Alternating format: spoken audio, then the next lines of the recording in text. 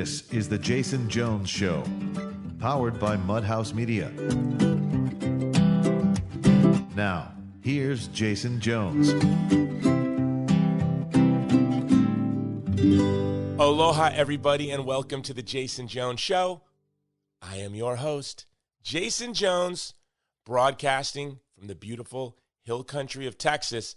But today, we are going back to the west side of Oahu, and we are going to interview my friend Andre Cherry, diver #1 for the state of Hawaii, sponsored free diver. He fights animals to the death 300 feet underwater with nothing but a spear. And I think there are 3 things all men dream about. Sailing the world. We interviewed a guy sailing the world. Opening your own bar. We haven't interviewed a bar owner yet, I think. And spending the rest of our life fishing. And my friend Andre Cherry's Instagram, if you are a waterman, if you are into the ocean, if you are a fisherman, it is the best Instagram out there. He lives a life that most men can only dream about. And so for this weekend edition, we are going deep into one of my tribes, into Hawaii. And I can't wait to share my friend Andre with you. But before that, before we get to the interview, I want to say this. My last episode, I interviewed Prime Minister Salih Hudaya, Prime Minister in exile for East Turkestan, on the plight of the Uyghur people. I don't spend a lot of money marketing this film. And when I say, marketing this podcast, probably maybe we spent $200 total ever on Facebook ads, and that's it. And we've cracked the top 100 podcasts in the world many weeks with no advertising. But for Salih, I thought I'm going to spend some money marketing this podcast because I want to get the message out in the Uyghur. And I had a simple ad. It said, "This is the Uyghur moment." Facebook denied that ad. So then I changed it to say, "This is the U word moment." I guess we're not allowed to say Uyghur. And Facebook denied that ad.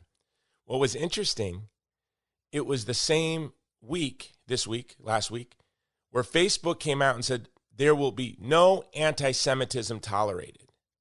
So I guess in 50 years, 60, 70 years, Facebook will not tolerate dehumanizing the Uyghur.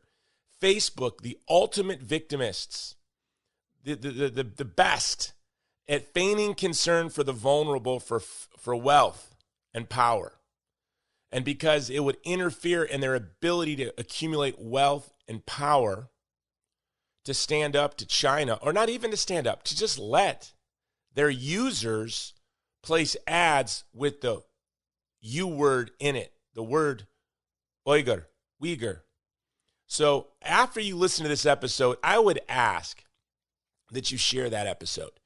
The one right before this, the Uyghur moment. And why do I call it the Uyghur moment? We have 90 days in this election cycle, I guess 79 days as of today, to force this issue of 3 million Turkic minorities, mostly Muslim, in concentration camps, organs being harvested, slave labor, forced sterilization for Uyghur women, forced marriage for Uyghur women to Han Chinese men. We need to thrust the plight of the Uyghur into the news. And you know what? Because Facebook banned it, I pushed it hard and I leaned on all my friends. It's been the biggest episode yet, and I'm grateful for that. And Alex Jones, I was on the Alex Jones show, and when I go on Alex Jones, I always get this hate mail. How dare you go on? Do you know, Alex Jones let me go on his show and talk about the Uyghur, and the man began to cry. And his platform is huge. When I go on his show, I can't go places now. I've been on so many times. People come up to me everywhere I go, and they say, "Hey, I've seen you on Alex Jones," and it happens a couple times a week. And I've only been on that show like 8 or 9 times. So I am grateful to him that he gave me, an hour going out to hundreds of thousands of people yesterday through all of his platforms, talking about the plight of the Uyghur in concentration camps. But enough of that. We're going to get on with this interview with Andre Cherry. This man, I met him. Well, you'll hear all about it. He is my brother, and he is a close friend, and he lives a life that so many of us dream about. So this is a podcast you should listen to in your boat while you're fishing on the lake. And imagine my buddy is fishing 50 feet underwater with a spear, fighting these animals in their own backyard. You know, can you imagine being a fish, seeing a human at 50 feet underwater? It's like that Saturday Night Live skit. Remember that Saturday Night Live skit? Land shark, and the shark shows up at your door, pretending to be the flower delivery guy.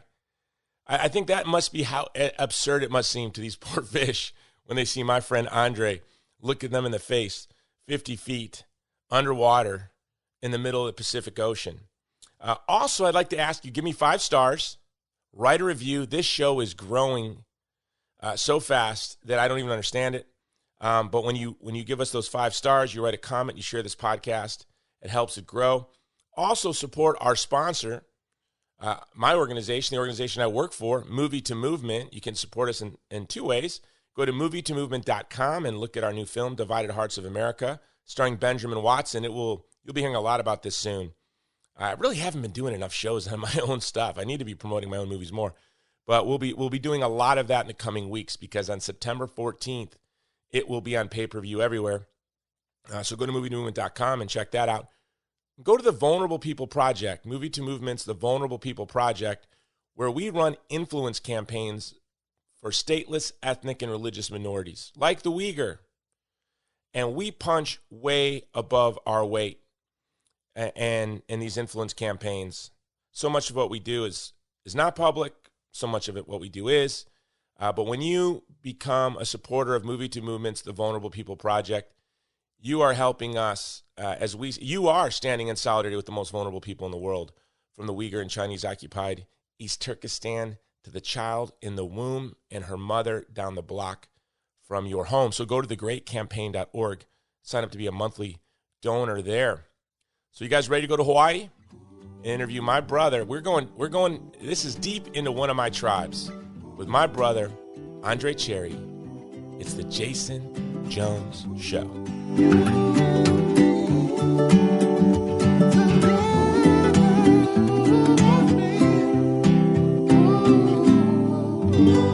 Aloha, Andre Cherry. Welcome to the Jason Jones Show. What's up? Aloha, man. Thanks for having me. Thanks for having me, man. Well, hey, first of all, I met you through Muay Thai. Yeah. And you came in and you were a beast. I'm like, man, I don't want to spar that guy. No, man, yeah. That was I love the way we met. That was an intense meeting. Well, I didn't want to spar with you anymore after that. I was like, I don't know if this guy knows we're sparring or not. Well, I would say this. You were, I didn't know what you did for a living, but you had a freakish strength. And so we became friends through the mango tree. And I don't know if you know, Coach Rich was on the podcast. And we're blessed to train at one of the best places outside of Thailand in the world to do Muay Thai. Yeah, big ups to the mango tree, man. Definitely changed my life for the better. Met nothing but good people there. And a lot of great fighters, amateur and pro. Yeah, amateur. And they're definitely coming out. The thing I love about Rich, Crew Rich, is that his love for the art, man. And how he just wants to, bring, the core of the love of Muay Thai to Hawaii, Yeah. And, he's a second-degree black belt in Brazilian Jiu-Jitsu, was a Bellator MMA fighter, but he wants to coach Muay Thai. Yeah. And a lot of gyms you go to, there's, that image, everybody's worried about the image, or we're all top fighters, and he lets you know right out the gate, that's going to get checked quick here. Did you see Instagram today? No, I didn't. With Travis? No. So Travis, some guy came into the gym. Oh no. And tried to test Travis. Oh, yeah. And he was holding pads, and the guy just leg kicked him. Well, Travis was holding pads. And just Travis gave him a receipt. He got more receipts, I think, than he. Yeah. Wow. Travis taught him a lesson. Yeah, for sure. It was beautiful to watch. I remember I was sparring with him one time, and I accidentally hit him in the groin or something, and he let me have it. For sure. He's amazing. He's amazing. I don't know how he can toss me so easily. Yeah, and he's such a kind guy. Yeah, he's a nice medical guy. professional, yeah. Pro fighter. Yeah. So the reason I wanted to have you on is, I guess, 2 reasons. One is people follow you all over Hawaii. Your Instagram is epic. You're a waterman. You do underwater welding, construction, demolition, and you're a fisherman. And how I found that out is when I asked him when we first trained, I'm like, dude, you're beastly strong. Like, what do you do? And he said, I live underwater. Yeah, just imagine. Hawaii is huge for construction. Just imagine doing construction underwater. So like swinging a hammer, doing a wrench, or anything. It's just. So that's why I love jiu-jitsu, because the grip strength is always there, and it just gives everybody a hard time to deal with. Well, you must have patience too, because you have to be in this.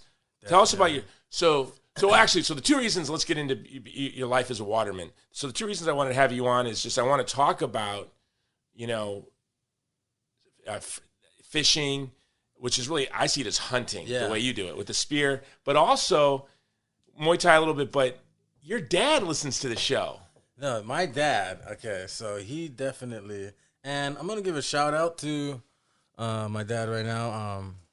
So my dad is the forensic director for San Francisco County. Yeah, and he just loves your show. So I got to give him a shout out. His name is John. So John and his two friends, Peter and Andrew, like the three apostles, they're making a running joke about that. My sister Kai caught that. So just a shout out to you guys. And so he's in love. He's in love with you. And he knew. So he didn't find the podcast through you. He knew about you before me. So one day I sent him something that you sent me. Okay. And I was like, hey, you got to check this out. And he's like, dude, I'm already onto this guy. You know him? How do you know him? He didn't believe me. Kind of like they don't believe your wife, like they didn't believe me that I knew you. I had to like show him the picture. And then that Tell him we told him we trained together. Yeah, I told him, this guy's already kicked my ass a few times, like so. And then I sent the picture to my mom, and then she sent it to him. And he was just like, dude, that's crazy. So he's like, when you go on the show today, give me a shout out. So there you go. Love that you guys. Makes my day. Love you guys, man. Yeah. This show is knit together this beautiful community really all over the world. I've been having trouble keeping up with the correspondence. I'm in the middle of a big move, and I'm going to hire someone just to kind of try to stay in touch with people. But so what's your dad's name again? John, Peter, and Andrew. So aloha, John, Peter, and Andrew. Thank you guys for listening and sharing the show. So when we first trained, you had a freak of strength. And you said, I've been, if I have a rough day at work, which is just too many conference calls, I don't go to the gym. And you were like, I was underwater all day working on this thing, and it turned out to be something the size of like a bolt. And you were working on a submarine or something, I don't know. Oh, man. And I thought, how does a guy come to a gym after being underwater all day? Okay, so part of that ties into just the ADHD. Like, if I sit still, I'll go crazy. So I got to do something. And, if you don't use it, you lose it. So that's why I go there. And I feel like, when I'm with guys like you or just in the dojo period, it keeps you sharp for work. Because you got to be able to, so like you were saying, it's all tied into the job, and the job ties into like the training. Because like you were saying earlier, you got to be really patient. When you're at depth, you got to breathe really slow. You got to be calm. Anything can happen. I don't know what story I told you, but it was probably like something in pitch black. You can't see, so you're 20/20. You said it was pitch black. Yeah. I want to say it was something on maybe a submarine or a ship, and they were having a problem, and you went under there, and it was something you said the size of like you held up your hand like a quarter, man, and you said I spent all. Now, how many hours can you go underwater at a time? It depends what depth you're there's at. Got to be rules, right? Yeah, there's tables and there's charts you got to run and decompression chart. It's all kinds of stuff. But the deeper you are, the less time you normally have, unless you're doing like sat diving, which is the top of the top tier of diving. Like saturation diving is. And you're qualified to do that, and you do that. I can do it, but there's a school that I want to go to. I can do it. So how deep is that? But saturation is after 300. After 300 feet. Yeah. Now, how deep can you go free diving? Well, free diving, I mean, you can maybe hit hundreds if I'm doing it. You can. Yeah. If you're doing it every day, you're really disciplined, like with your diet. I feel like for me, spirituality is like super key. You got to be centered. Everything's got to be and that's my thing, man. Like the ocean is, I tell everybody, I'm not afraid of anything, but I respect like everything. So you go into this ocean, just like anything else. You got to be ready. You got to be disciplined, and you got to be. That's why this fishing is my outlet. The fishing. So fishing. So you do underwater construction, underwater demolition. Yeah, that's your job. That's my job. And then how many, you can't work 5 days a week doing that, can you? I mean, how many days a week are you allowed to do that? You can, but for me personally, after about the third week, it starts to like. Third week of 5 day week. Yeah, it's like, which is rare. And you have to stick to these tables regardless Which is rare. of how many hours. And yeah, and the tables is just guidelines for you to, not get bent or not get like really sick. Dead. Yeah. It's really to just, you got to follow those tables. And the thing that gives you the heightened chance of getting bent comes with age, weight, and like if you're depreciated, like if you're fatigue, illness. Exactly, fatigue. Like we were just talking about.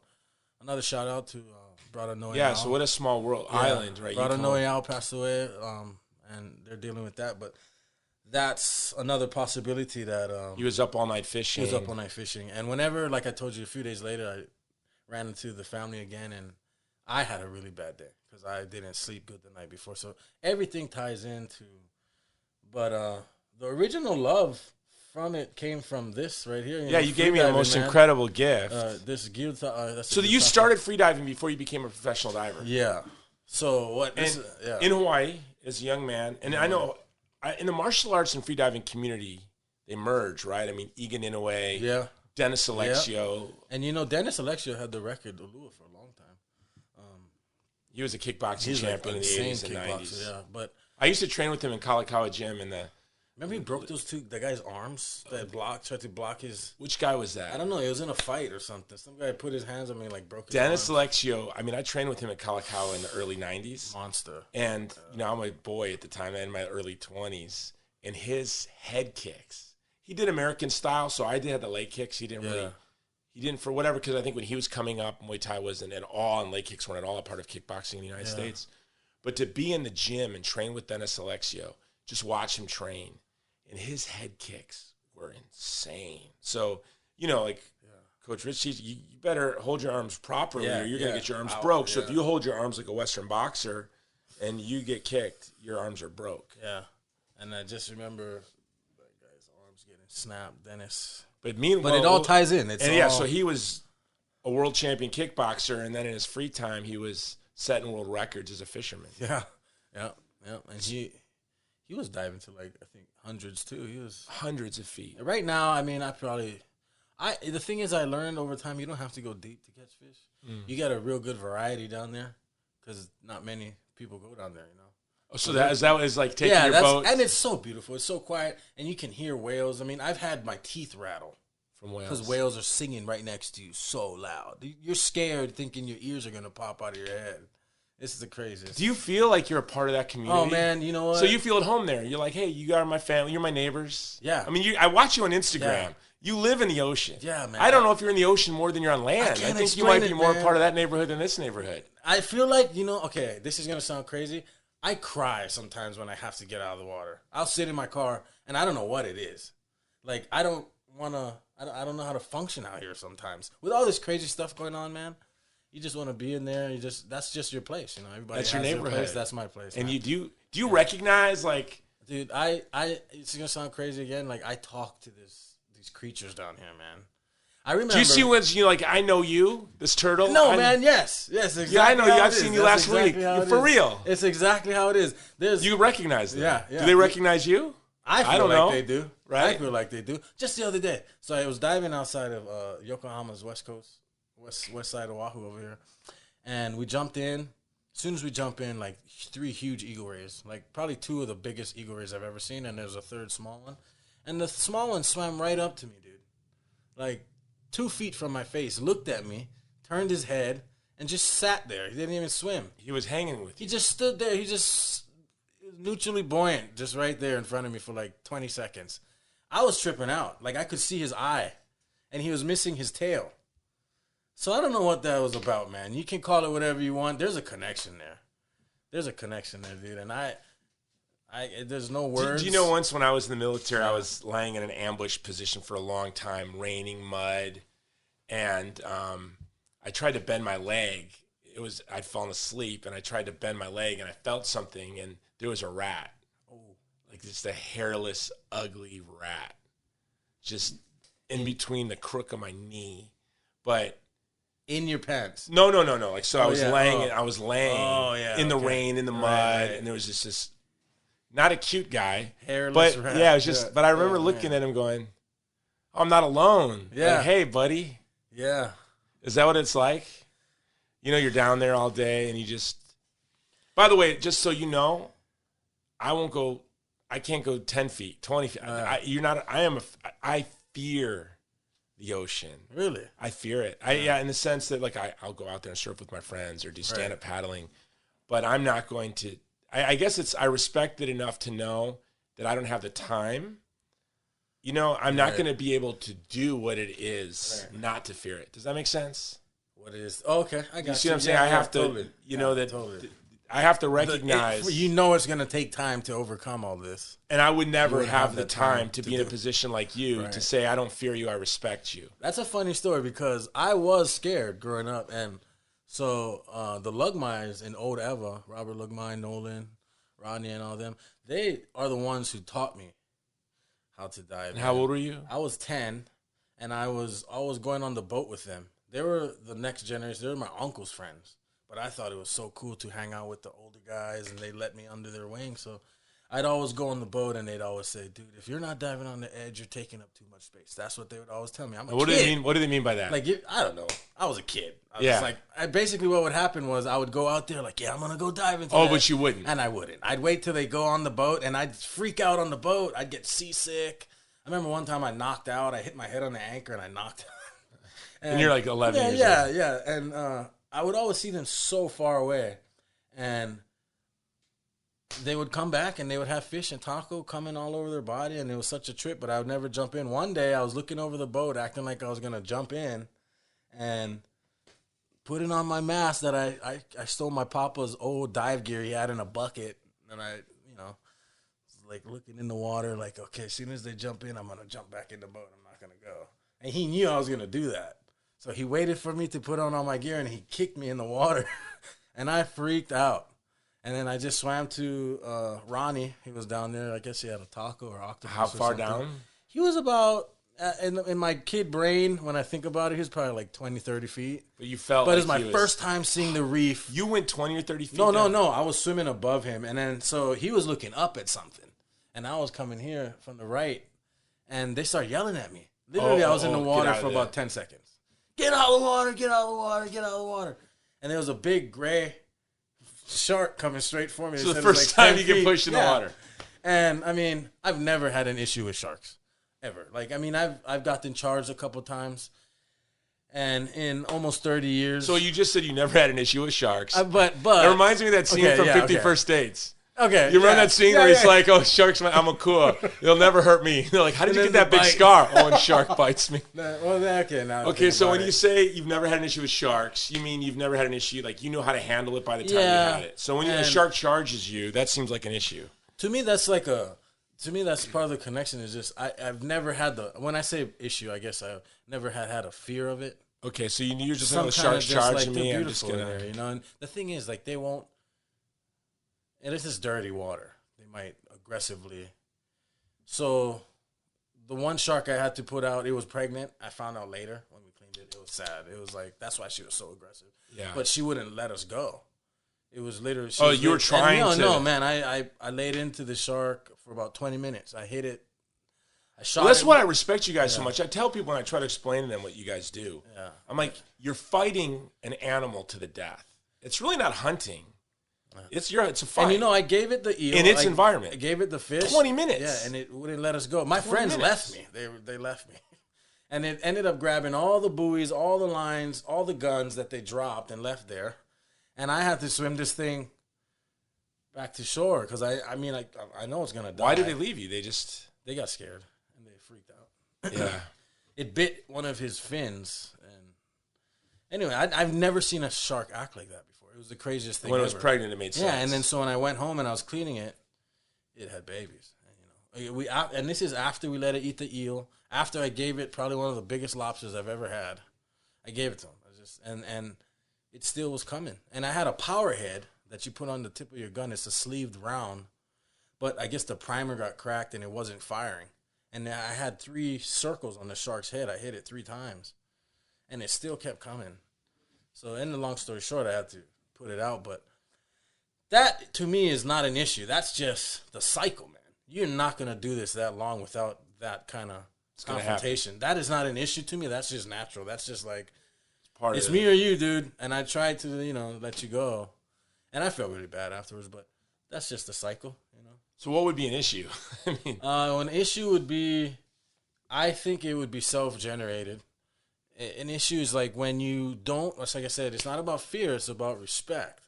If you are diving in like a river mouth in brackish water and you got fish tied to your waist, to me, that's disrespectful.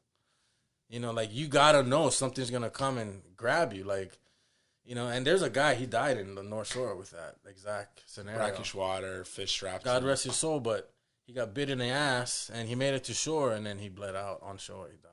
And he was diving in the river. Have you ever just been preoccupied with work or a relationship, or you're tired and you're like, man, I just did something really stupid. How did I let myself do that? No, I can honestly say, like, when it comes to diving, man, I really don't miss a beat, man. I'm not trying to sound any kind of way, but that's just, if I feel like I fatigue, I won't dive. If I feel like I'm not 100 or at least like, 90%, I'm not going to dive. But that's, you're in dive condition. You're in fight condition. You're in construction condition. I'm in dive condition. So to me, diving every day is normal. So whatever pains and aches that my friends tell me they have, I don't get it because it's just, I've been doing it so long, And so you don't. So how old are you? 36. So you're 36. You've been diving since you were 10. Since 11, yeah. And you do jiu-jitsu, you do Muay Thai, but you're saying it's the diving that makes your body, you don't have the sort of aches and pains. It does something to you, man. It changes your body. Your arteries become rubbery. Your organs start to move in pockets that they just create. I felt it like when I clinched with you, I'm like, this is a different kind of strength. Yeah. Right? It's a different kind of strength. And I think it's in the head too, man, because I'm nobody special, but my jiu-jitsu coach used to tell me the same thing. Like, dude, what are you? And I think it's the brain. I think it's the mental strength because it's not just, it's like you were saying, everything in life, jiu-jitsu, Muay Thai, diving, everything that we got to overcome, depression, anxiety, stress, whatever, it's all tied into that. It's all tied into the discipline that it takes to. Yeah, I feel sorry for people who don't have like martial arts. Yeah, me too, man. They don't have that. I've tribe. met some of the they best people in my life. Camaraderie With that, right? Yeah. And then they don't have. You'll know you go to train, and you know when you've had a bad day because nothing clicks, and it forces you to pay attention. Yep. I think the only thing that would require more patience and discipline than jiu-jitsu, Brazilian jiu-jitsu, would be diving. I mean, your ability to probably just sit there. And that's the thing about it is because I'm not the smallest guy, right? So no, you're a big dude. You're bigger than me. I'm not small. I got crazy longevity on that mat. And if I can't, like, pressure you out or, like, get what I want in the beginning, I'm just going to stay there forever and just wear you down with the pressure because of diving. Can you tell when you're rolling with someone else if they're a waterman?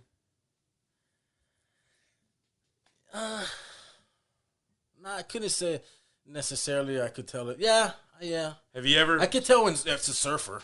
Surfers just got this crazy cardio, and they're strong in their own way. Can't necessarily say. They have good chins. Yeah. Isn't that strange? And then it's like, and they're usually long. Okay. So, like, and you know those bladed guys, man? Those long guys in jiu-jitsu, if they know what they're doing, they're so deadly. But,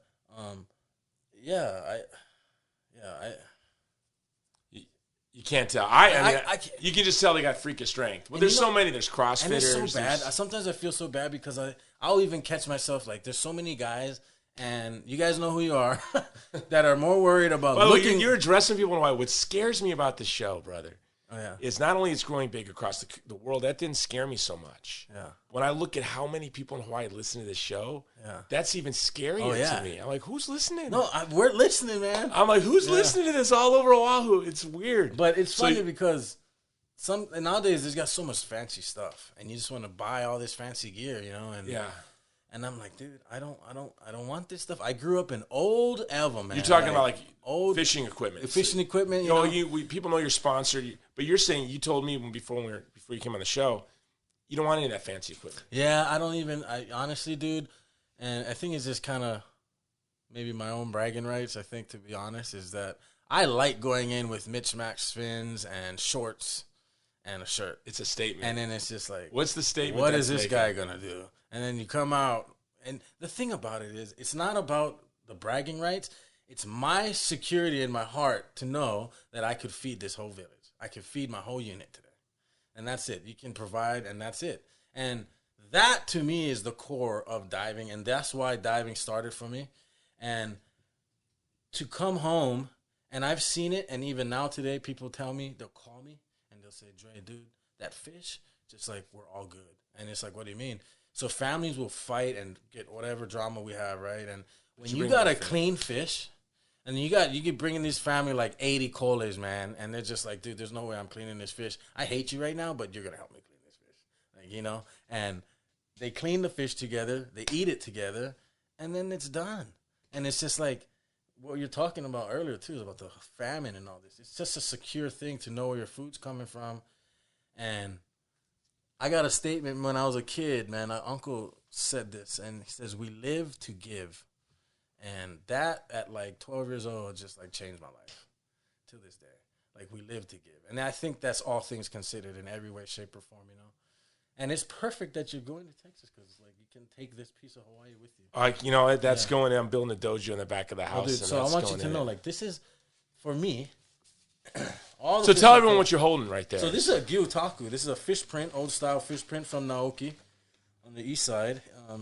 Real traditional style, but I was diving, and it was 20 years before I shot my first giant trevally, ulua, we call it out here. And it was 50-something pounds. And here it is. I just couldn't, you know, I've had it in the dojo before, and I had it in my house. And right before I came. Well, you ever want it back, it's yours. Dude, it's for you. Something like. But I'm going to frame it, and that's priceless. Let me give it to you. We'll take a picture with it after. Yeah, for sure. But yeah, man, that's 20 years of. You know, and that's another thing that shows, like, some guys will just go out there and they'll just catch a big fish, and if they can't catch it, they'll just give up, and just got to keep going, man. 20 years. Now, you said you could feed a village.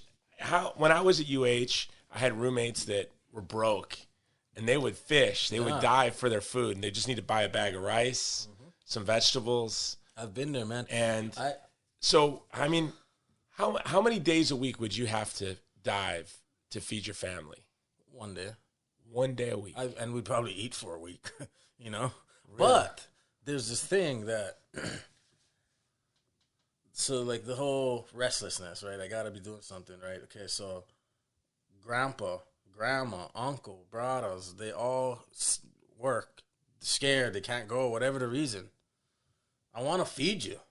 I want you to know where this is coming from. You know because you just don't take pictures of the fish. You take pictures of what you're making. Yeah. Like and so the whole COVID thing, because I was in Alaska, crabbing and fishing in Alaska, and I just decided one day that I was going to go vegetarian, and I ended up being pescatarian. So the whole COVID thing. When was this? This was almost a year now. Okay.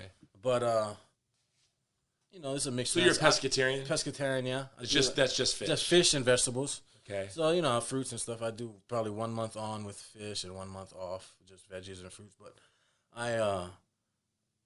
and during COVID, when everything was like really bad, that's what I was doing.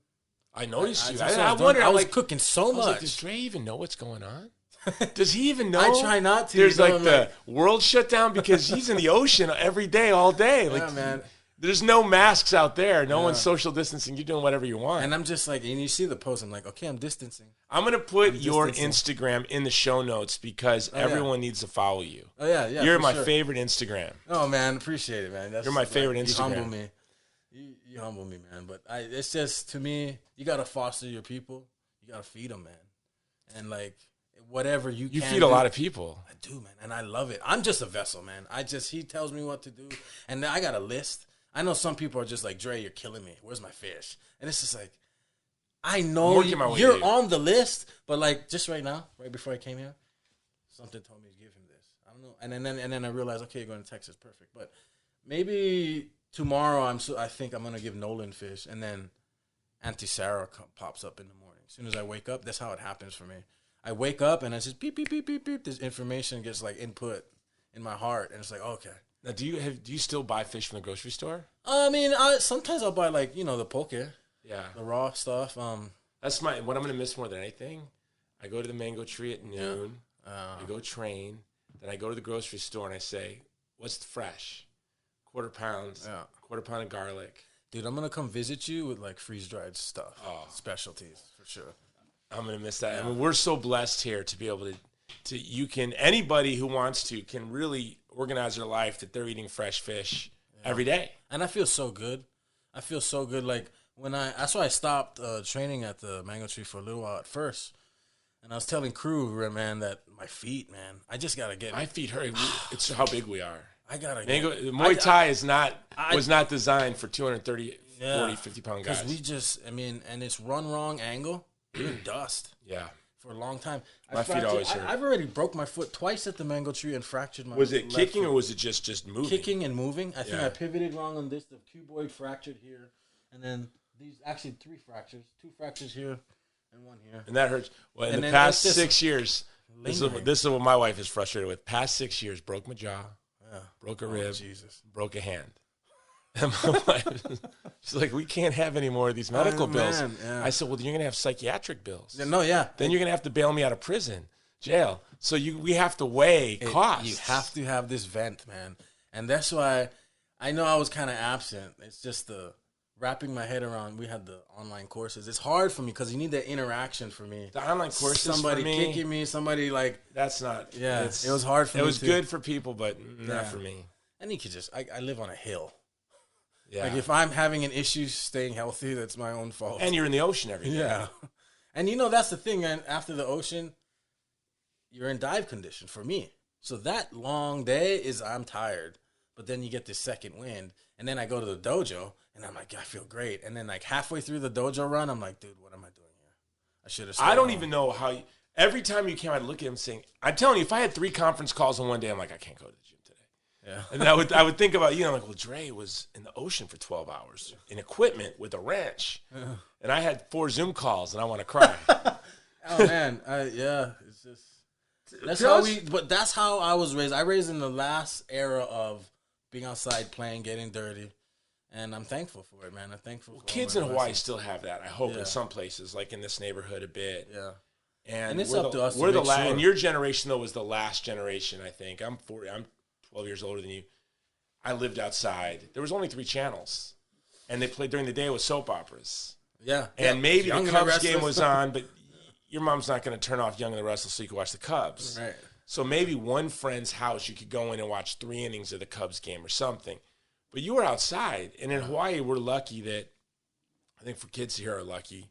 It's one of my fears of moving. I think Texas is a good place to raise kids. But we were here because we make fun of Hillary Clinton's book, It Takes a Village to Raise a Child. But I always tell people, it doesn't take a village to raise a child. Your village raises your child, whether you want it to or not. Your village raises your child with you, so you have to choose your village very carefully. Exactly. And so there you were at 10 years old. It wasn't your dad taking you out to dive. It was your village. Yeah. And you know what? Now that you're saying it and you put it into that perspective, it makes so much sense because that's probably why. Geez, this is why I came on here today. So I figured it out. That's probably why I want to, and I feel so responsible to foster and just to be a source because that's how my village was. Now that I think about it. Growing up. Yeah, my village was Old Eva sugarcane. Okay, there's a block of houses. Tell them about Old Eva. So Old Eva, man, I'm going to tell you, like a block of houses. All farmers. And I don't know if you know, like Eva has forged, like we forged some fighters out here. Kayla Karan, Uncle Denny Sabala's daughter. Tell people, so guys, so Eva is, it's the west side of Oahu. Southwest, this show is all over the world. Right. And it was settled by Filipino farmers and Portuguese and Mexican. And so back in the day, they had the Japan after we got bombed. And then, so after that, my grandmas, they used to tell me there was a Haole, Caucasian camp, and then there was the Filipino camp, and then the Japanese camp was like the worst at that time, and then there was... This is in the 40s. Yeah, we're not talking the 20s or like 19th century. Camps, fence lines, and if you go behind Iroquois Point at the end of Eva Beach, you see that fence line on the golf course. That golf course used to be a camp for the Japanese camp, That was an internment camp, right? Internment camp, yeah. So that's how I was raised, but not with that. But that's just the village I grew up in. So there's like a block of houses, and then you'll have like 2 or 3 blocks of sugar cane. And I mean, the biggest cane spiders, rats, anything you can imagine running around there. And dirt roads, potholes, but everybody, I mean, New Year's Eve was crazy. My mom has had to fly around on 2 occasions coming in on New Year's Eve because the sky was so wiped out with smoke. It's still, I mean, it's wild like it back in the day. I mean, anything you wanted, it was going in the air. And so it was just the country, and people were all you smelled was some animal getting cooked. Yeah. And you could walk. There was no, this is how I grew up, and this is how it's hard for me to see stuff now. It's like, there was no fences. Yeah. You could walk into Uncle's Nana's yard. In the house, when we first moved here, one of our neighbors just came in our house, was pouring us coffee, and my wife was kind of confused. I said, babe, that's just the way it is. Welcome. Yeah. She's like, I don't understand. I'm like, well, his daughter came in, so he's like, where's my daughter? He opened the door. No one was there, and he poured his coffee, and that's cool. That's what we love about Hawaii. But you were talking about the fighters. So fighters too, this little populace, state and this part of the island has produced world champions. And who are some of those world champions? Oh man, we got a bunch. We right now we got Max, obviously. Max Holloway, who got robbed. Yancey, we got Boston. We got all kind of guys coming up steady. And I just remember Max, when I was at Makaha Gracie 808. Makaha actually means fierce. That's what I love. Makaha and Eva are like my 2, and Alaska, but like that's my magic places. And I've never been so much mana, so much power I felt from the west side, deep Makaha, man. And one day I came back from Alaska and I saw Forrest Griffin kicking somebody's ass on TV. I was like, dude, I gotta go do something. Ended up going to the 808 Gracie, and then I was How old were you? I was mid-20s. Who was running 808 Gracie? At that time it was Johan Mitchell. Okay. And he's still around, but Johan and his family, and they did a great job. We were under Caesar, so under like the Nate Diaz family. Yeah, well, Nick and Nate are always out here. Yeah. I've hung out with those guys. And Caesar doesn't like to promote you for nothing, so like it was just steady as she goes. And you know, so David Paolui at that time was Max's father-in-law. He was our strength and conditioning coach, and he brought Max in a couple of times. And yeah, and it's just nice to see. It's just a beautiful thing to see, like somebody you call your brother that he said. And now every time I watch him fight, man, it's the most beautiful thing because he said when he was a lot younger, he said, I just want to fight all the best in the world. I just want to this and that, and I'm going to be the champ. And he was always so humble, and he was always so wide-eyed, so just that face that he is so wide-eyed. You represent what we are, man, and to see him say what he wanted and to be there now, it's the best feeling in the world. What I love about watching Max is when he went through that phase when Conor was making all that money, someone gave him some bad advice, and he came out trying to talk trash. Yeah. Do you remember that? Yeah, he was wearing that weird suit. Yeah, and he was talking trash. I'm like, you are not selling this. But now he's with his son with him everywhere he goes. And I'm like, that's who you are. So be who you are. When he first started, and this is a revelation, it's like maybe he probably totally wanted it this way, but he used to be Little Evil. Really? He used to be Little Evil. And now he's blessed. MMA. So, dude, that's like... And that's who he is. And that's his village. Oh, God, man. And that's with his son. You know, I love watching him with his son, and his son is part of... I watch him on Instagram. He just did it on YouTube where him and his son were going to get a Dunkin' Donut, getting a donut. I didn't even know about this. The Dunkin' Donut chicken sandwich. Oh, dude, I don't even know. Have you heard of this? I didn't even know about it, but him and his son went to get it, try it out. It's Max and his son. Like, this is who you are. This is where you are from. This is you are reflecting this. Don't try to be Conor McGregor. And he tried it for only an hour and a half. It's like, I think he did it once. No, I remember that little, I think it was like a blue suit. Yeah, but it's the game. The head game is a huge part of it. Maybe he thought that was an angle, but whatever, man. Stay blessed. But now he's blessed. Now he is who he is. And you know what, man? That was just chicken shit. He got robbed. He got robbed from that last fight, man. How is this for an experience? So, my wife and her friends, they all plan on going to the water park with the kids. And we're doing all these little going away parties. Yeah. And so it was the same time of the fight. I couldn't believe I'm going to miss the fight. I'm going to be at the water park. So then I go to the water park. I don't even bring my phone because I know I'll be tempted to go on pay-per-view and get it on my phone. I go there, and guess what I see? I see people I've known since the early 90s, friends, and they're all sitting around the bar at the water park, and they bought the fight. So I said, okay, this is God's way of saying I want you to watch the fight. Right. Okay, well, there you go, man. So I'm there watching fights with friends and friends of friends, just our community. And, I broke down crying. I can't believe I'm leaving. Yeah, man. I really can't. I have to for my job. There's no way, the way things are right now, that I can stay and do my job. Right. I mean, I would deal, go back man, to bouncing get up at and move, Duke's. man. I would go back to bouncing at Duke's, but Duke's isn't open. I can't. There's nothing I can do. Yeah. I can't. I would have to shut down everything I'm doing, which I never would. But I have a movie coming out. Yeah. And it just was heartbreaking, But, yeah, I got to watch the fight at the water park on a phone with 30 guys drinking beers, and only in Hawaii. Dude, there's nothing like it. I tell you right now, another point I want to talk to you about is what you're saying right there, just the community. You got community. Texas, Arizona, California, anywhere you go, you can have it, but nothing like Hawaii. And I haven't been around like you, but for sure, aloha it's not just a word, man. It's a way of life. And I feel like we got to, show it. Every chance we get, we need to, live it. Give, like I said, we live to give. And just that community, put you in tears. I know that feeling, man. There's nothing like it. My wife only saw me cry. She only saw me cry one other time. It's when her friend's son, who was 24, got hit by a car. That's the only time in 20 years my wife's seen me cry. And then there I am at the water park, and I just broke down crying. Yeah. She looked at me like I was crazy, and I said, I can't believe we're leaving. Man, that's so heavy, dude. I just can't believe we're leaving. I'm in that moment with you. That's so heavy. Yeah. But, for me, that's another reason I'm going to fight harder, because I think what's happening to us, we're being destroyed as a state. Yeah. And the world is being crushed. And I tell my friends, I'm not moving to the mainland, I'm deploying. Yeah. And I'm going to be fighting for Hawaii. I'm going to be continuing my apostolate. And the reason we picked where we're moving in Texas is, I love Texas. And they do have a community there, and they kind of, but where we're moving, there's a huge community from Hawaii.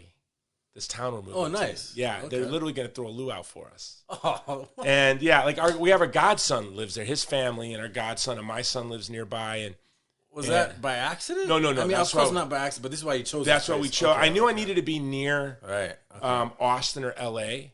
for what I do. Right. Just made sense for the film business. L.A., there's just no way. We tried living in L.A., and I was miserably depressed the whole time.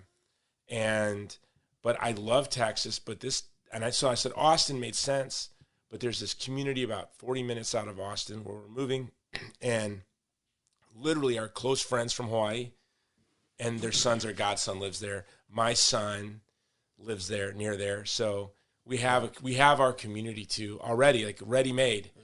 My wife has her best friend from Hawaii lives there. Oh, dude. My children have friends that live there. Do you know what the name?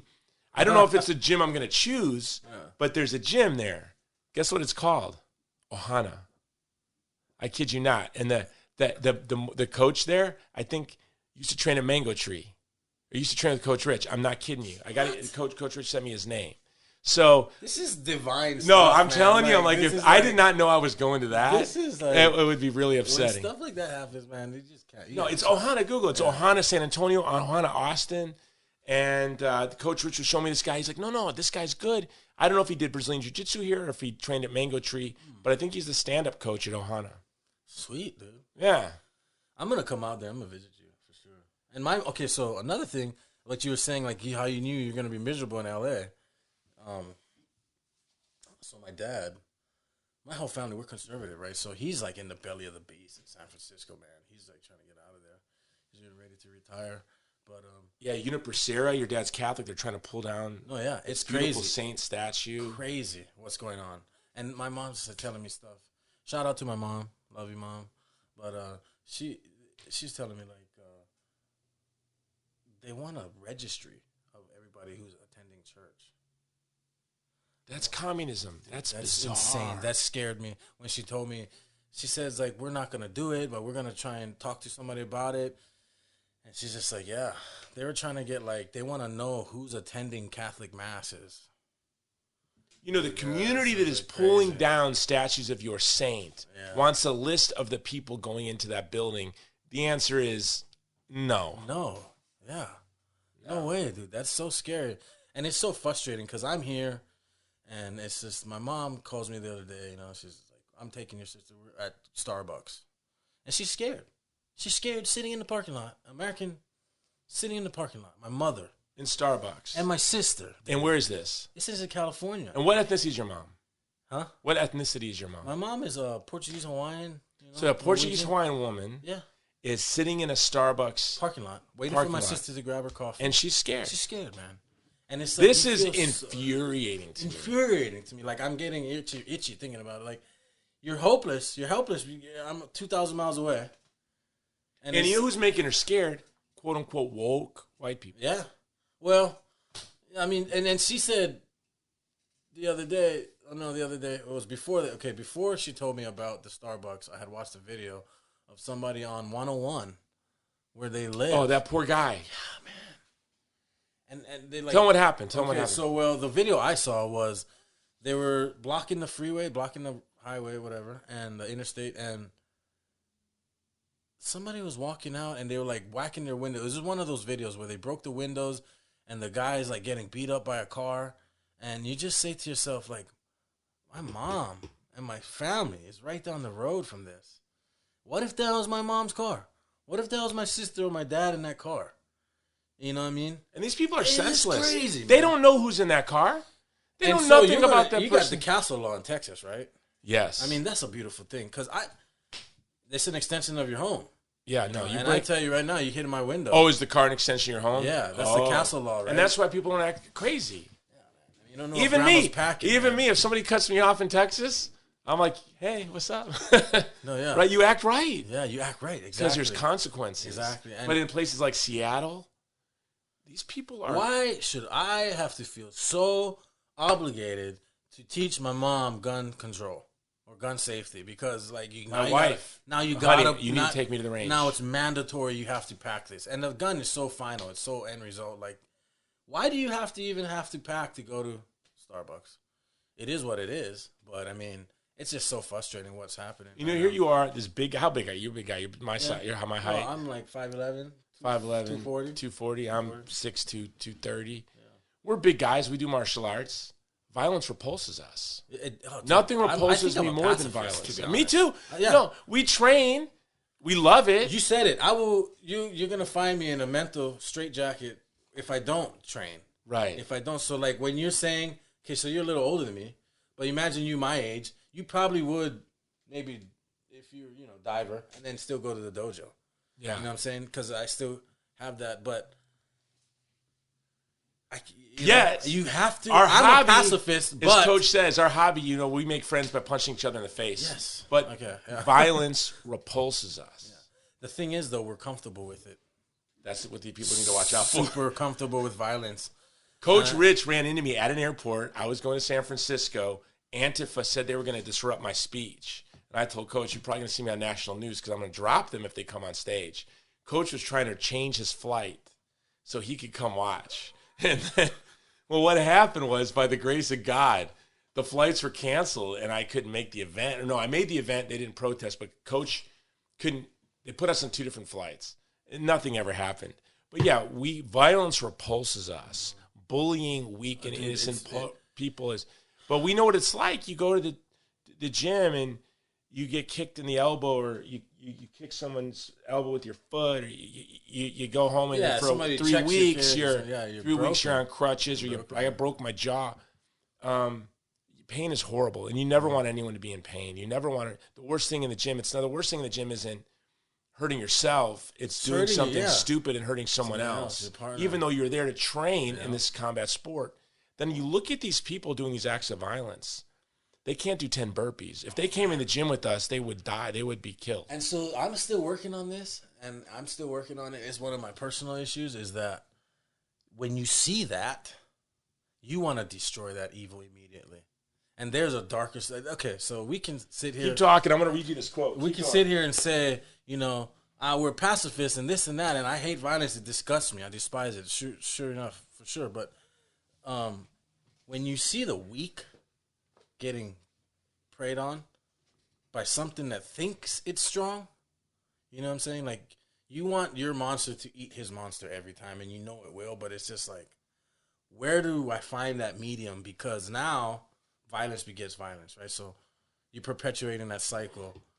I can go over there and tune this guy up, but it'll fall on deaf ears. It's just going to, you know what I'm saying? It's just going to reciprocate that cycle. So my thing now is, I feel like the biggest strength is the reservation. Like, if I can get you to dance to my drum of talking it out, and it sounds like some people, oh, that's not now.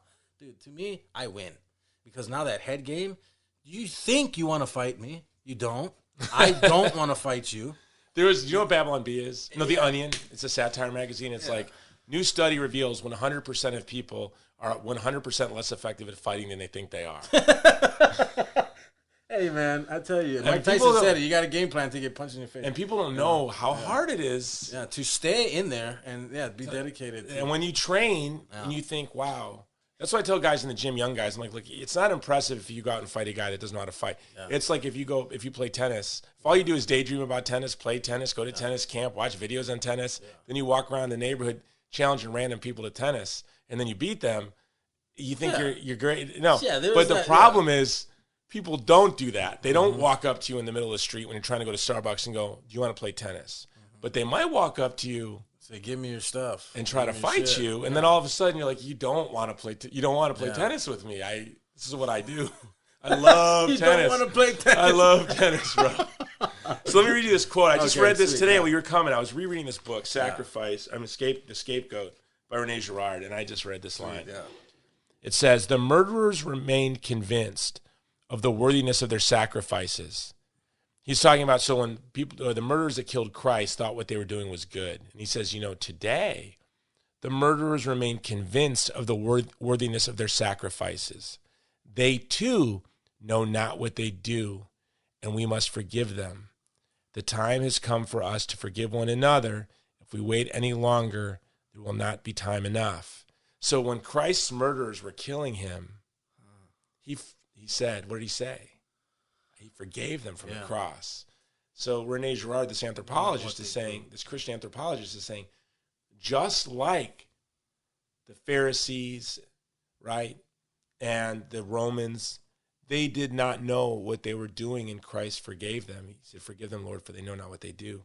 These mobs convince themselves that the person who's going to Starbucks, whose window they shatter, is an instrument of white supremacy. Yeah. And when they punch them in the face, they really think it's so crazy.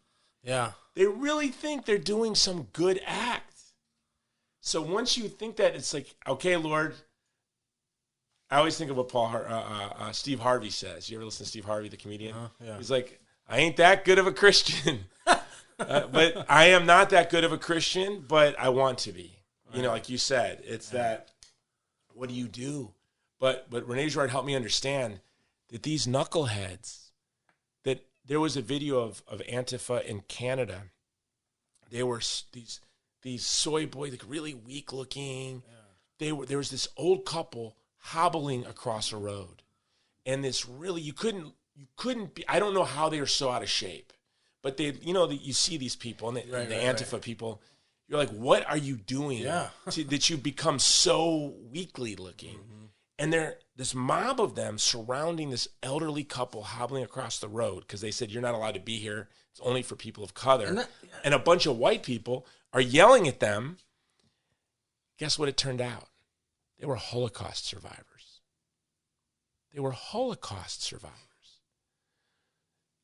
This mob convinced themselves, shouting down these elderly people who were ignoring their stupidity that they couldn't be there because this neighborhood now was only for people of color, were Holocaust survivors.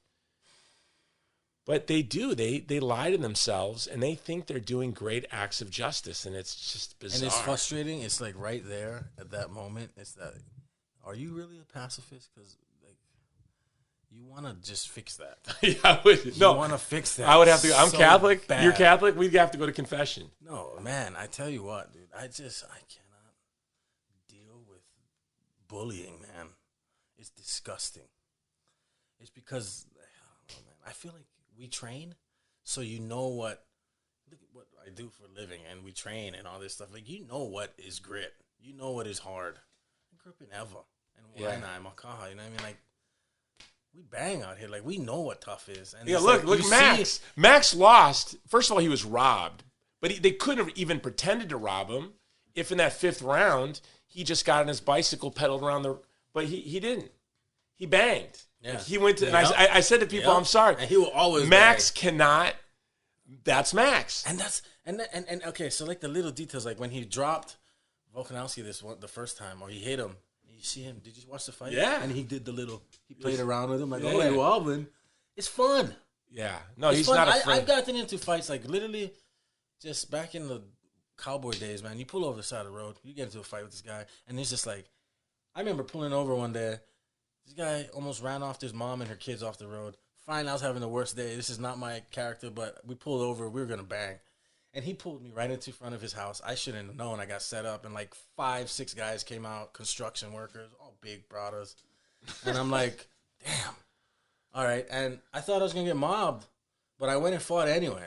Because I was so angry. And then I get into this parking lot, into his driveway. I just got done diving. Every I just got ounce done of your body like is weak. 6-7 hour dive. I got like 120 pieces in my back of the truck. I did a Cole run. My girlfriend lost her job that day, or was about to lose her job because of some drama at work. So I was having a bad day. Good day, bad day. And then we pull over, and I'm worried I'm going to get jumped. And this is in Nanakuli, Black Rocks. And I walk into the driveway.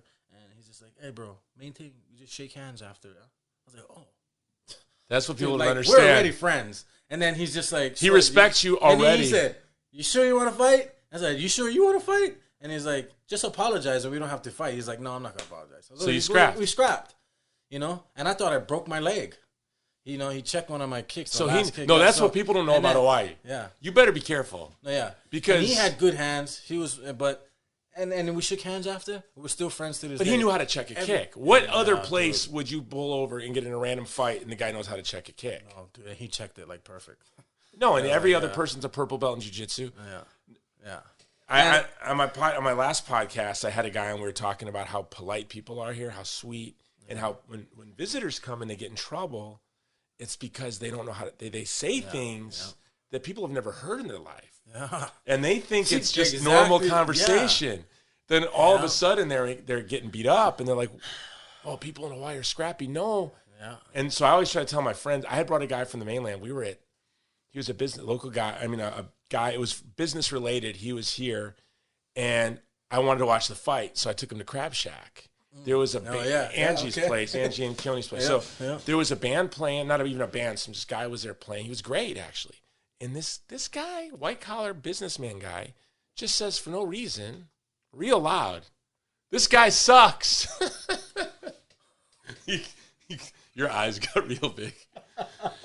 At the Crab Shack. I know what you say. At the Crab Shack. They've never heard anything like this before. They've never heard anything like that before. They've never heard anything like that before. Yeah. First of all, the guy was great. And I looked at him, and he didn't get it. I said, listen, brother, you do not know this is my friend's restaurant. And these people are all related to the guy probably singing. If they heard you, I couldn't help you, and I wouldn't even try. No, you are on your own. And he looked at me like, what? You like this guy?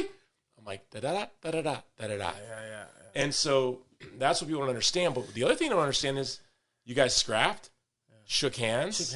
And if you saw the guy tomorrow, yeah, no, we ran into each other at the store and said, what's up, bro? And that's like your best friend. That's why when I met you, I met everybody in the gym. If I meet you on the ocean or if I meet you in the gym, which is probably where I'm going to meet anybody, is where I'm at. So, yeah, man, I have so many good relations. My circle is small, but the people I do know, they're so solid, man. They're fighters. They're watermen. But you know everyone here is related. You came to my house today. Yeah. My wife's friend was here. Right. Her son's best friend so just passed away. Yeah. And tell us, so you guys knew each other. So, and so I guess she was saying that her son has been sleeping over every night since he passed, you know. Yeah. And then the night before, they were fishing together. And you live 20 miles away. So here we are. You live 20 miles away. You come to my house. My wife's friend happens to be here. Yeah. Her son's best friend just died in an ocean accident. Yeah. and that's your friend's that he's your friend's son. Yeah. That's why, like, you better be careful here because everyone you meet with is a friend of yours, relative. And the thing is, man, for me, I'm lucky. My mom was a flight attendant in high school when I was in high school, so I ended up having to move, not by choice, but I had to go to California for school, and I got to taste it. I got into a lot of fights. Thank God my dad was forensics for the county. Because so tell me about that. So forensics, so what he does is... He's like a... My mom says, like, he does... When we first moved to the mainland, he was in charge of, like, DNA and the guns, like the projectiles and the CSI guys, man. He does CSI. That's exactly what he does. So he goes into a crime scene. He goes to crime scenes at night. He goes to get tapes off. And now he's moved up So if I were to ask your dad, did Epstein kill himself? He would probably. The guy is so smart, dude. Have you asked your dad if he thought Epstein killed himself? I haven't asked him yet, but I mean, he's... Dude, I look up to that guy so much. So you said your dad got you because he was connected. Yeah, so I think, man, I mean, there was... The stuff I wasn't doing anything bad. It was just the way we talk out here. The pigeon. I carried it there, and I was getting teased a lot. And what do you do when you get teased? So where were you going to school? I was going to San Mateo High School. Okay. You know, they tease you. There had to be a lot of kids from Hawaii there, or no? There was a lot of Samoans, a lot of Tongans, and I clicked with, pretty much everybody. But there wasn't really too many Hawaiians, if any, that I recall. But Samoans, a lot of Samoans. A lot of Samoans, a lot of But the Tongans. Samoans and Tongans in California are different than our They're Samoans different, and Tongans. Dude. And the Tongans took me under their wing, and luckily, I just kind of blended in with Polynesian. They didn't know if I was Mexican or Persian or black or what, but I was always with everybody. With my friends, I was just usually with the Tongans. And, I mean, it worked out for me. Nobody fucked with me after a while, but nobody messed with me. But after a while, it was... Now, let's go over our faith. How we clicked is... I don't even know how religion came. We were cleanse training or something, and then you asked me something about God or faith. How did that happen? We started talking about... Was it, it's my scapular? Maybe it was that. It's something... I'm trying to think. Because we talked for a long time. And then my brother came in. And your brother's impressive. Your parents are impressive because you and your brother have two really so my great brother careers. is one of the You're under the water and he's in the sky, right? He's a pilot? So my mom's a flight attendant. My family, Uncle Reggie, they... From the ground up, the Kalaeloa Airport, pretty much that whole thing, man. I mean... They built it. And then my Uncle Stevie got arrested, so he just passed away. He was in United for 40 years, 45 years. Everybody, my son, my cousins, he's a flight instructor. My other cousins, aircraft mechanic. They're all aeronautical. I'm the only diver. But my brother, he's on another level. He got his pilot's license in 30 days.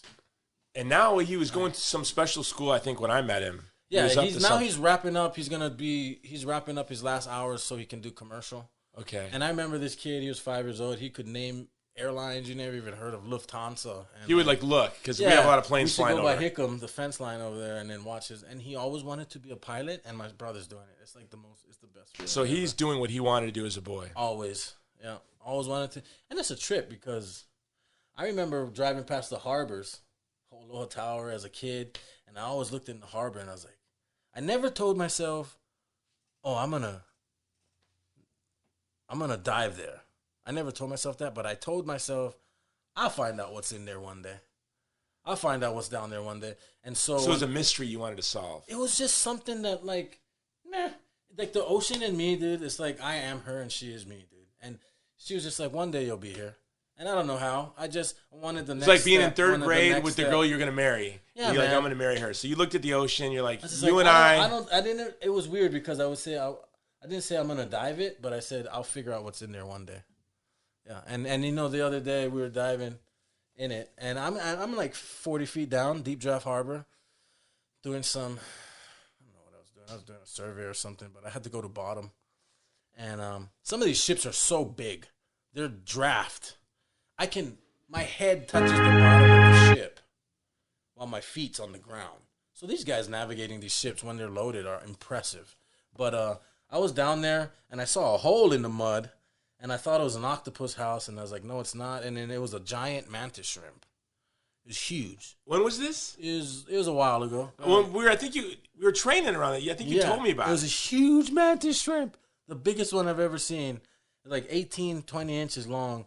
I had to swap out my tank. So I tracked back where I was, swapped out my tank, came back. And what I did before I left, this is a funny story. I threw some rocks in his hole. So I knew he'd be like, once he knew I was gone, he'd have to come out and clean his house. And that's how I'd get him to come out. Sure enough, I get down there. The dirt, it's all dirty now. And I'm 2 inches from this guy's face. And you know the mantis shrimp have the fastest strike, right, in the animal kingdom? Yeah, what happens? So he could have broke my mask. He could have broke my face. They make an air pocket in the water. That's how fast they are. But anyway, he's cleaning his house out. And I'm at the bottom of this harbor helping this guy clean his house. And he's comfortable now. Now he's coming out like a dog. So he sees you helping him. Yeah. And I'm grabbing the rocks. This is him right here, dude. I'm grabbing now, were you a little nervous? I'm super nervous. Because if he hits my hand, I'm definitely breaking my hand. Definitely. Yeah. So you have anxiety, right? Yeah. So I'm like I'm watching him, but my hand's doing this. So I'm not taking my eyes off him, but I'm grabbing rocks like this. And I'm just like crawling. And you know when a dog is confused and they tilt their head? Yeah. That's what he was doing. And I'm like, so let me get this straight. A shrimp was confused. You gotta Google, anybody listen to this, you gotta Google mantis shrimp. They can see colors and dimensions that we can't see. And so I don't know if he can see something about me that's really interesting. So you're helping him clean and he's grabbing rocks with me, cleaning out his hole. Now you wonder if you would have put rocks in there, would he have broke your hand? If I did something aggressive, I'm sure he would. Or what if you were, instead of removing rocks, putting them in? Well, what happened? Did he understand you were helping him? Yeah. I mean, that's... Yeah, so he was there, dude, and I don't care what anybody says. Just like the whale I saw, just like the sharks, just like the dolphins, I was talking to this thing. This is my friend, man. And so I'm at the bottom of this harbor that, as a kid, I said, I'll figure out what's down there one day. Everybody's going to work. Everybody's doing their hustle and bustle. I'm at the bottom of Honolulu Harbor playing with, like, this giant mantis shrimp.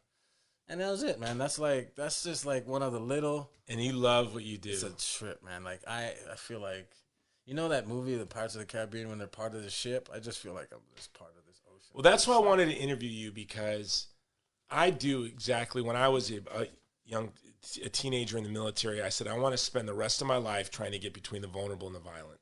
Mm-hmm. That's what I want to do.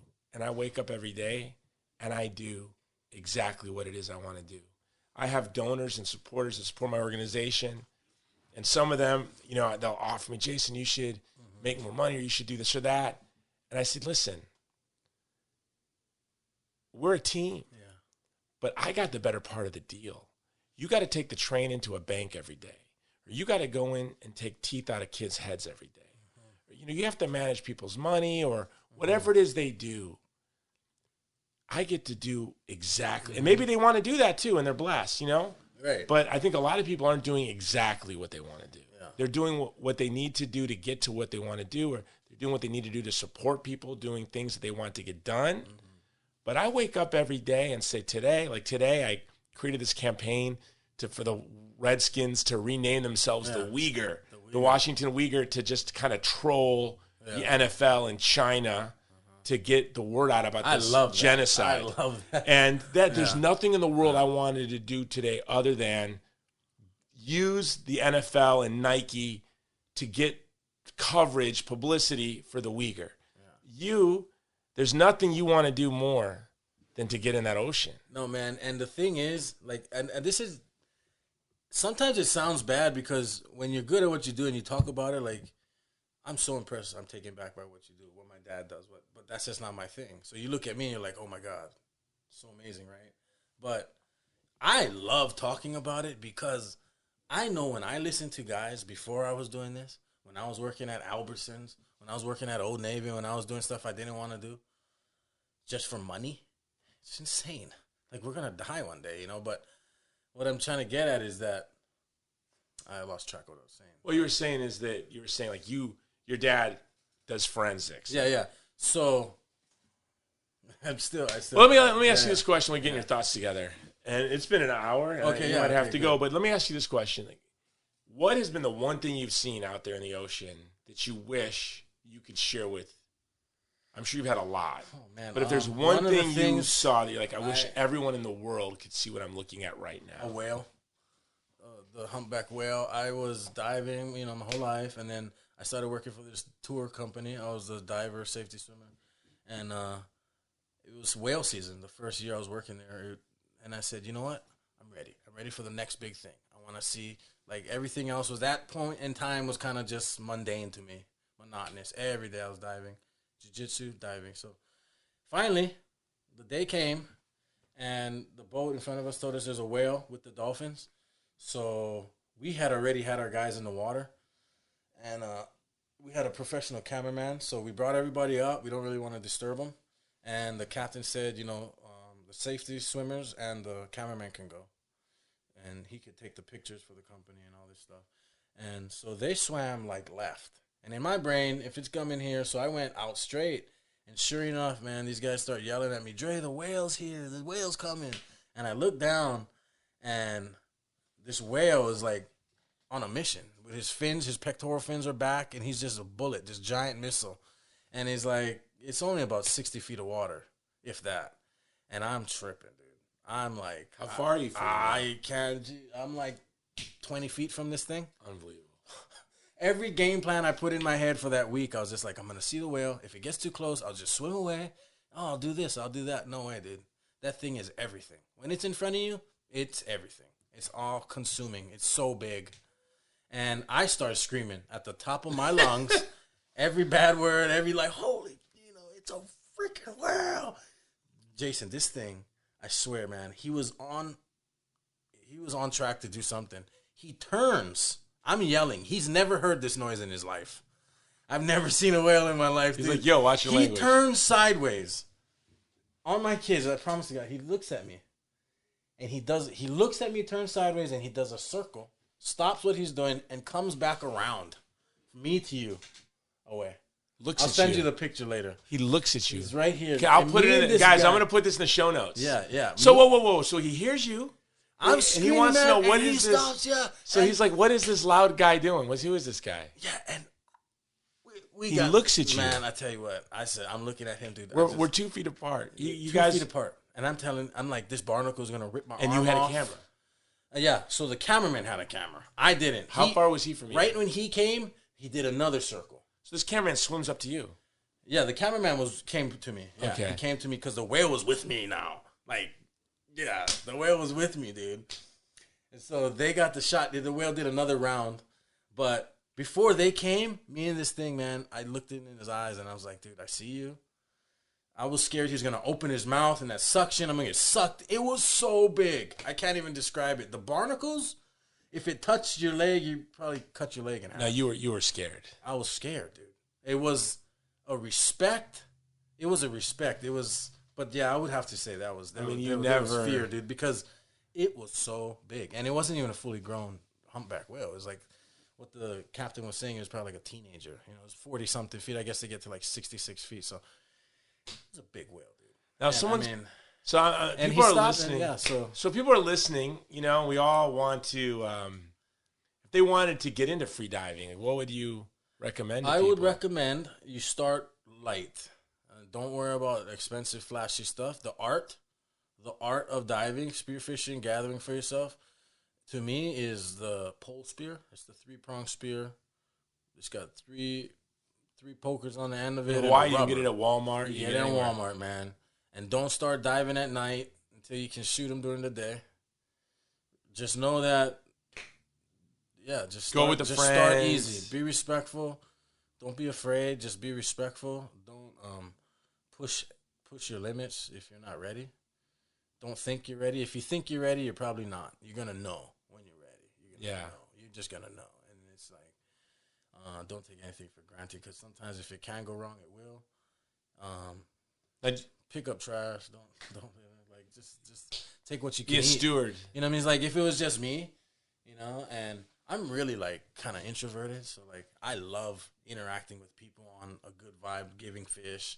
So like, if it was just me, just take what you're gonna eat. You know what I mean? And make sure, do your research, have respect for the ocean, make sure you can eat this fish, how to prepare this fish. Like, and don't kill something you're not going to eat. Yeah, don't shoot something for target practice. But in Hawaii, people have to be pretty respectful, right? I mean, but then there's other cultures. You know, like if you're from Micronesia, you don't know about conservation because you can throw a leaf in the water and catch fish. Yeah. You know what I'm saying? So you come in here and then maybe they eat everything. The different cultures come out here, but they take babies, they take undersized, they take out of season. They don't even care to take the time to read the laws but it's because they live in the most remote islands in the world. Yeah. And then, so hats off to them. They're good divers and they eat it. They are good divers, but you gotta know that it's the ocean, man. To me, like I said, I'm so connected. It's like Are they learning because they're a new mother. immigrant group? They learn the hard way sometimes. Other people. It's just me. I mean, it's gonna take a while. The thing is, right? you come out and like for me, I've run into issues with, how you guys did? Oh, we did good. Oh yeah, how's this? And they're already hesitant to show you what they got because they know. Okay, I get it. That's so cool. They know. But I know your hesitation is quick. So sometimes it's just the way it is between divers. Some guys don't want you to know. It's like, damn, you want a ninja smoke come out of the water sometimes because these browns are precious. Yeah. So if they see you coming out of this spot with a lot of fish, you know what I mean? They're going to hit that ground. And let me tell you, like, I've been diving that same ground for 20 years because I know how to conserve. It's calculated. So you don't want it to be flopped. Yeah, you're going to come and think, oh, there's fish here. And then you're going to wipe it out. I've seen it happen. You've seen parts like spots. I've taken guys to like, my places, just trying to be aloha. This is everybody's ocean. And then I see them. I see them weeks, months, years later with other guys, and they're just like everything. So now it's just. I mean, they're pulling everything out of there. You'll see my hashtag Solo King, man. I don't like diving with people. Yeah. I don't. And it's not because I'm nobody in the game. There's guys that'll just eclipse me. They're so good. These guys are so badass out here. But for me, it's just I got my own pace. I like to take my time. It's my center. I talk to God. And then I think about people. Who are we gonna feed today? Who wants this fish? And it's like a chance for me to like sacrifice and offer up things like, okay, I'm gonna go for this specific fish. My feet feel like they're broken, but I give up this swim for my sister and her struggles. And it's like my church out there. That's beautiful. You know what I mean? And my mom, I get that from my mom. She's like, "Oh, I'm praying for you. I gave up my chocolate." Well, I remember when we were. I don't know how like you said, we talked for a really long time about pro-life. Yeah, man. About God. Pro-life, man. Yeah. And you said, "Oh, my mom." You said my mom would love you. No, yeah. And you know what is a trip is so that night. And she's over here texting me right now, like, "Make sure, let me know when he posted. Let me know when he puts up." I'm like, yeah.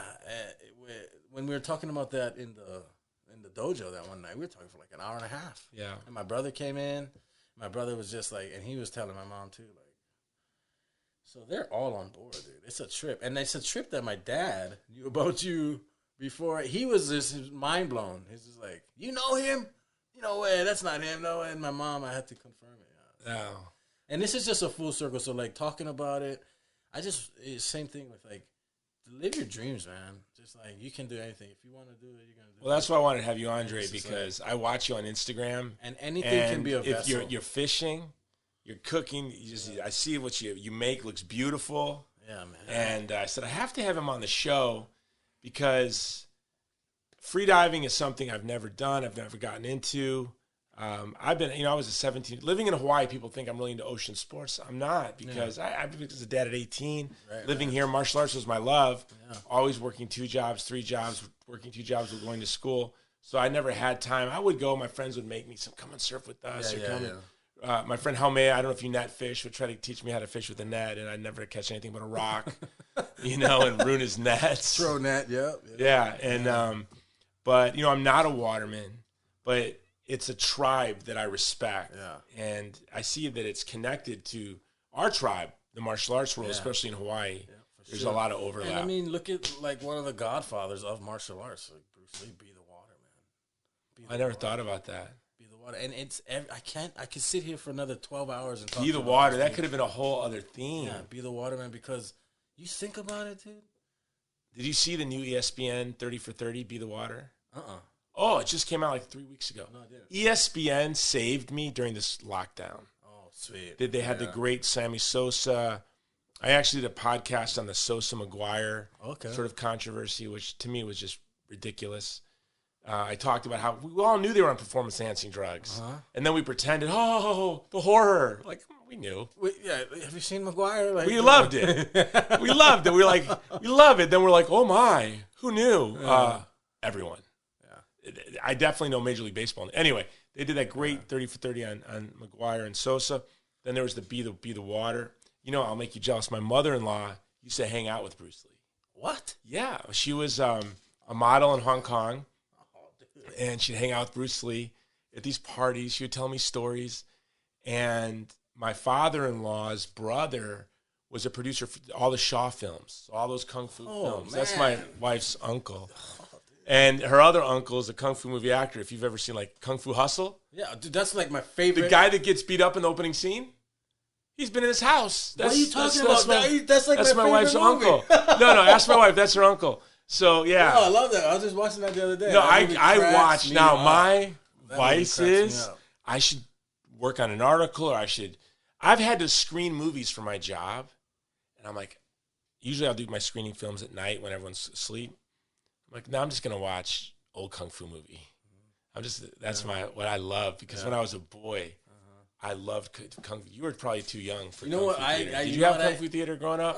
Not you were too young. Kind of. It's like tail. You didn't have the real Kung Fu theater, like not Confucius saying. No, those, yeah. But my grandpa, he always had his this thing right here every night. Don't give away the secret. We're in a plush studio. No. Every night you're about to give it away. No. This Every TV night, table we're talking. He had this TV table, but it was every night he had his dinner. He'd watch his movie. It was always like kung fu movie, cowboy movies. So for me, I watch the Indiana Jones. I always get stuck. That's my wife's favorite movie, is Indiana Jones. Like the old little adventure movie. But you love Kung Fu Hustle. Dude, that is probably my favorite. One of my top 3 Are favorite you serious? Movies. I can watch that movie right now. If you would have been here a month ago, you would have gotten to meet Uncle Billy. That's insane. And he was supposed to be in the whole movie, so but he funny, broke his leg in that opening scene. Oh, really? Okay. So that big fight scene, he gets his leg broken, and Billy is cool. Yeah. This guy's something else. He's here a lot, but he lives in Hong Kong. He was stuck here he was supposed to go home in March, but because of the quarantine, he was stuck here. You stay with you guys? He was here a lot. He stayed here a lot. And then my mother-in-law has a place in Waikiki. They stayed in Waikiki and here. Sweet, places. Yeah, that's definitely one of my favorite movies. All right, man. Well, I'm going to wrap this up. You got any last words for your family or your dad or your mom? Live your dream. Love you guys. And we're going to put a picture of the whale. We're going to put a picture of the whale and your Instagram in the show notes. Just do it. So you got to take a picture of this, too. And we'll get a picture of this. We'll put it in the show notes. All right. Thank you, brother. All right, brother. All right, guys. I had to have him on since we met. I've been following him on Instagram. And Dre is living his passion. And his love for the ocean has made me wish, if I was staying, that I would learn how to be a free diver and a spear fisherman. But I know I never would have the time. I have to show it its proper respect, and it would be dangerous for me to try to pick that up. But, I hope you guys go eat some fish. Go eat some fish. Get out there. Get out there. Do it, man. Whatever you want, you can do it. Change the world. All right. Oh, and also in the show notes, I'm going to put the change.org that the Redskins should change their name to the Washington Uyghur. You're like, Jason, what are you talking about?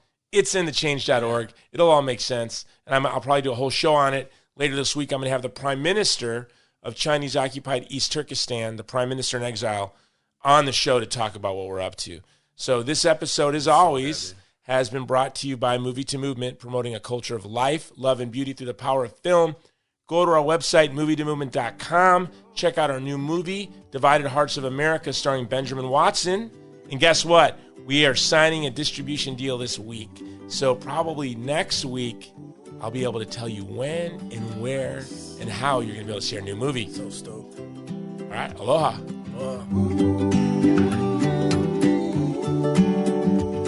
This has been the Jason Jones Show, powered by Mudhouse Media.